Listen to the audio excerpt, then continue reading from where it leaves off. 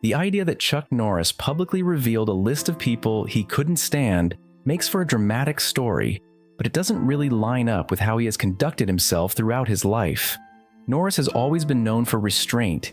Even when disagreements existed, he's had differences with people, sure, whether in martial arts, Hollywood, or politics, but framing those as personal grudges or deep hatred is more storytelling than reality. What actually stands out about Norris is how rarely he attacks individuals directly.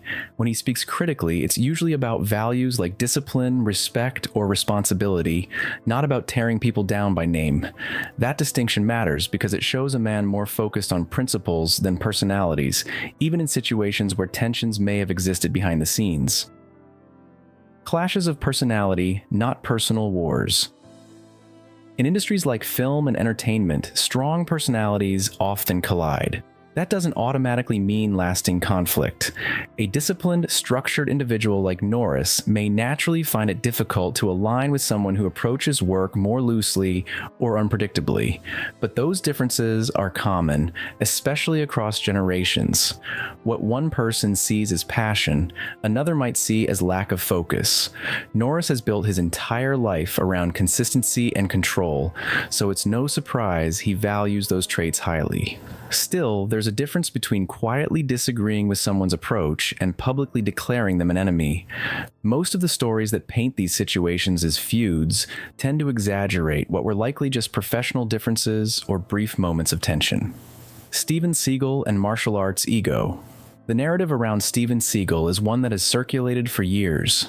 Seagal's bold claims about his abilities and his critiques of other martial artists created friction within the community. For someone like Norris, who earned respect through competition and discipline, that kind of talk could understandably feel out of place. But even here, the reality is often overstated. A sharp comment or dismissive remark can easily be turned into a long-standing feud when repeated enough times. Norris didn't build his legacy by engaging in public rivalries. If anything, his silence in many of these situations speaks louder than any quote ever could.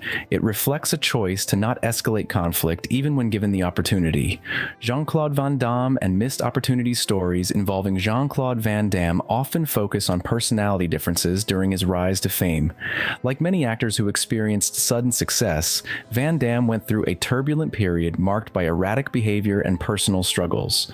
Norris, who values discipline above almost everything else, may not have connected with that approach.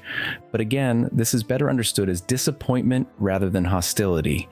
There's little evidence of Norris publicly attacking him in a sustained way.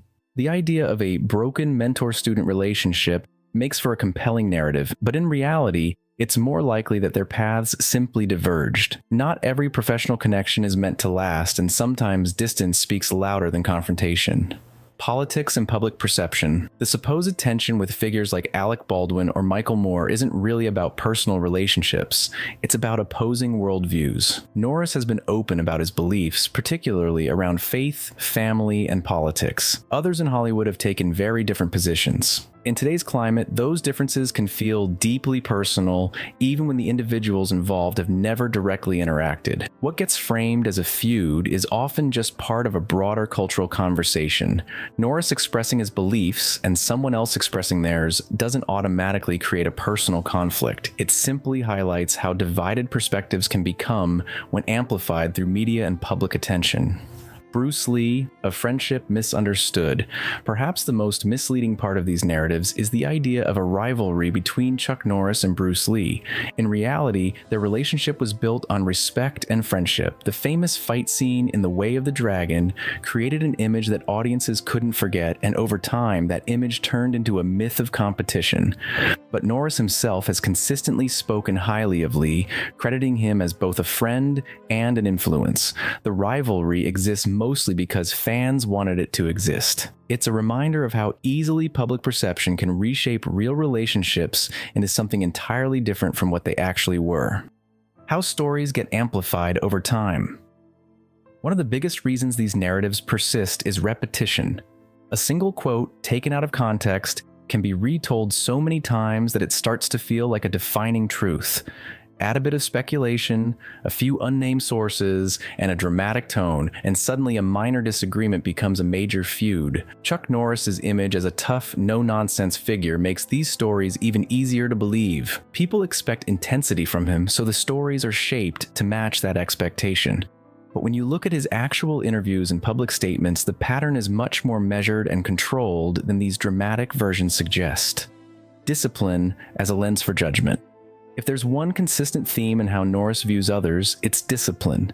He measures people not by fame or talent, but by their work ethic and respect for their craft.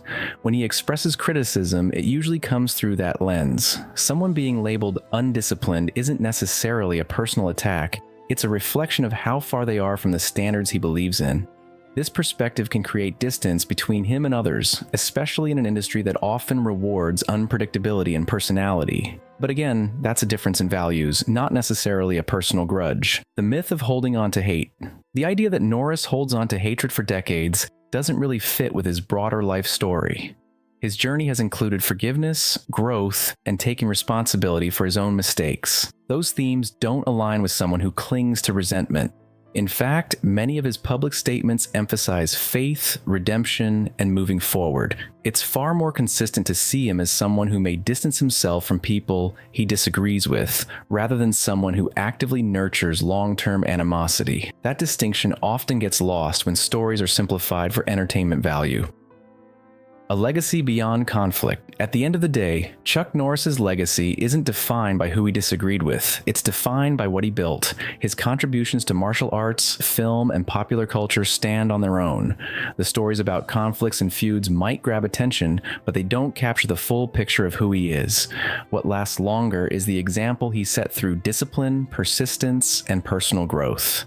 Those qualities are what people remember, far more than any rumored list of people he didn't get along with.